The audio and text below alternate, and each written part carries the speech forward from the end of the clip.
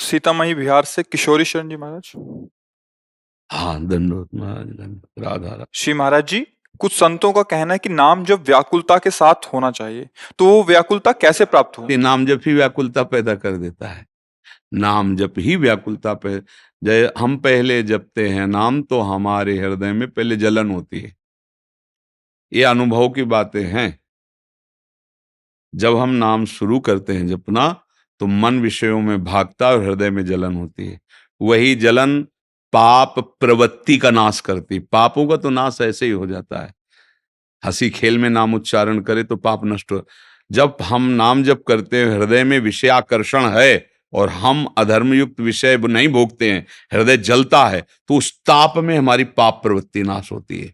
जैसे जैसे ताप बढ़ता है तो अनर्थों का नाश हो जाता है, अनर्थ करने वाली प्रवृत्तियों का नाश हो जाता है।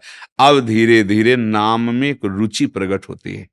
जब रुचि के साथ नाम जपना शुरू किया तो वो रूप प्रकट करता है आराध्य देव का। अब व्याकुलता पैदा हो जाती है। अब व्याकुलता में जैसे नाम जप का मतलब है आर्त भाव से पुकारना, राधा राधा राधा। जब भरत जी बोलते सिया राम तो पूरा चित्रकूट प्रेममय हो जाता है। महाप्रभु चैतन्य देव हरे कृष्ण ओ कृष्णमय। वो नाम जपते जपते व्याकुलता आती है। नाम जपते जपते कुछ हमें आगे की चिंता नहीं करनी। आगे एक शिष्य यमुना स्नान करने जाना चाहते थे, अंधेरा था, तो गुरुजी ने एक टार्च दी छोटी सी, वो टिम टिम बस ऐसे पैर, एक पैर दिखाई दे। बोले गुरुजी इतनी बड़ी रास्ता कैसे इससे तय होगा? बोले एक पैर दिखाई दे रहा ना, उसमें पैर रखो, अगला कदम के लिए प्रकाश है, फिर अगले कदम के लिए प्रकाश है। हम लोग क्या है, बहुत ऊंचाई की बात को सुन करके परेशान हो जाते हैं या निराश हो जाते हैं कि ये बातें तो कोई बहुत बड़ा अवतार सिद्ध महात्मा ऐसा हम लोगों से कैसे होगा। नहीं नहीं नहीं, एक कदम दिखाई दिया ना, बस उस पर पैर रखो, तुम्हें वही कदम लक्ष्य तक पहुंचा देगा।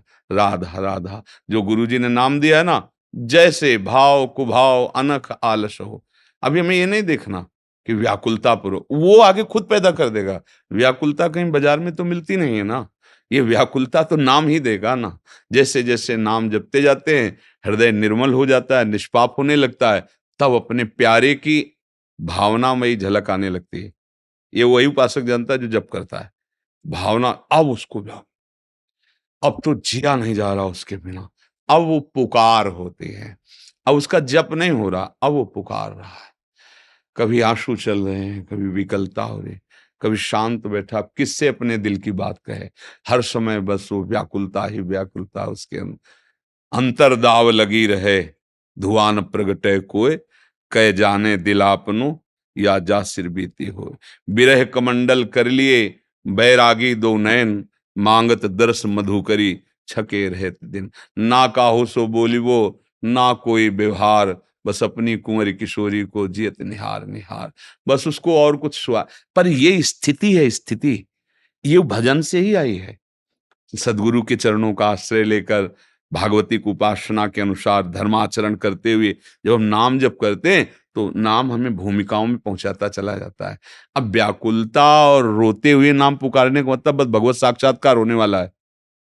बिनु रोए किन पाइया प्रेम प्यारा मीत, तो रुदु सुश्रम राजन, कृष्ण दर्शन लालसा।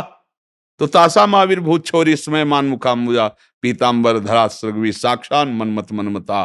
करोड़ करोड़ कामों को मूर्छित कर देने वाले श्री लाल जो महाराज के लिए जहां रो रो के पुकारना शुरू किया तो उसी समय प्रकट हो गए गोपीजनों के। तो मतलब ये तो भक्ति की चरम अवस्था है कि आंसुओं से भिंगो भिंगो करके नाम पुकारना। पर इसके लिए हमें घबराना नहीं कि तो ऊंची स्थिति कैसे आएगी, यहीं से आएगी जहां से हम चल रहे, बस चलते रहें। भजन अपने आप रंग ला देगा। सब स्थितियां इसी भजन में समाई हुई हैं। सच्ची बात समझ लेना, किसी अन्य साधन की और आवश्यकता नहीं। आप नाम पर ध्यान दीजिए, ये सारी स्थितियां प्रकाशित कर देगा।